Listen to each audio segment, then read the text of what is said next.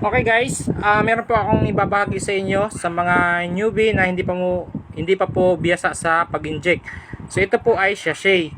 So paracetamol para B, yan po ay para sa lagnat sa ating mga alaga. So pwede yan sa bagong panganak. Sa bagong panganak po guys, kapag may lagnat, pwede po yan kombinasyon. Amoxil B tsaka para B. So paracetamol, twice po magbigay niyan every day. So 5 to 7 days ang pagbibigay.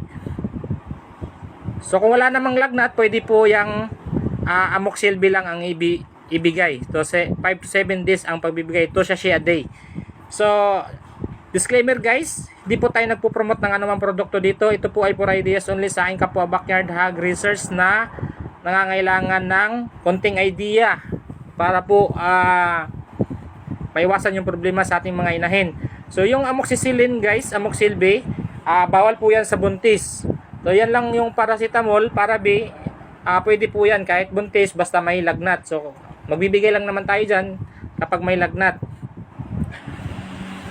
So may nag-message po na naninigas ang didi ng kanyang inahin bagong panganak. 15 days na nga po naninigas yung didi ng kanyang inahin.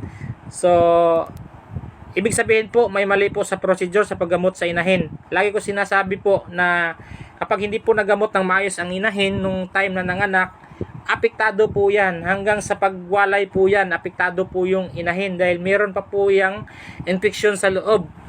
So itinuturo ko na po sa inyo kung paano maggamot ng inahin na bagong panganak para po maiwasan yung pagkawala ng gatas, mastitis, yung namamaga yung didi, tsaka infection. So meron na po akong maraming video dyan na isinishare po sa inyo kung paano po maggamot. So ito, sa mga hindi po marunong mag-inject, ito po ang ibigay ninyo. Sa bagong panganak, pwede po yan, kombinasyon. Mas maganda nga yung bigyan ng paracetamol para yung init ng baboy neutral lang po. So naiiwasan siyang lagnatin. So pwede prevention yan sabay. So twice a day po ang pagbibigay niyan.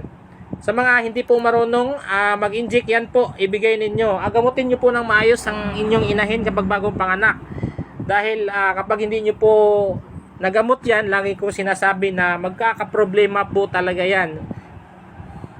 So sayang naman kung kapag nagkakaproblema dahil maapektuhan ang mga biik. Automatic po yan. Pag may problema ang inahin, automatic apektado po ang mga biik. Hindi sayang kung mawawala lang yung mga biik dahil sa paggamot natin mali. May hindi tama po yung may kulang yung sa paggamot natin. So isipin po natin guys, wag nyo pong panginayangan gamutin ang ating mga inahin dahil kapag yan ay nagkasakit, mas malaki po ang mawawala sa atin. Hindi biro po ang puhunan ng pagbababoy. So 100,000 po ang pinag-uusapan dyan. Kaya itinuturo ko po sa inyo, isinishare ko po sa inyo yung kung ano yung makakabuti sa ating mga alaga. So yun guys, sana nakatulong po dahil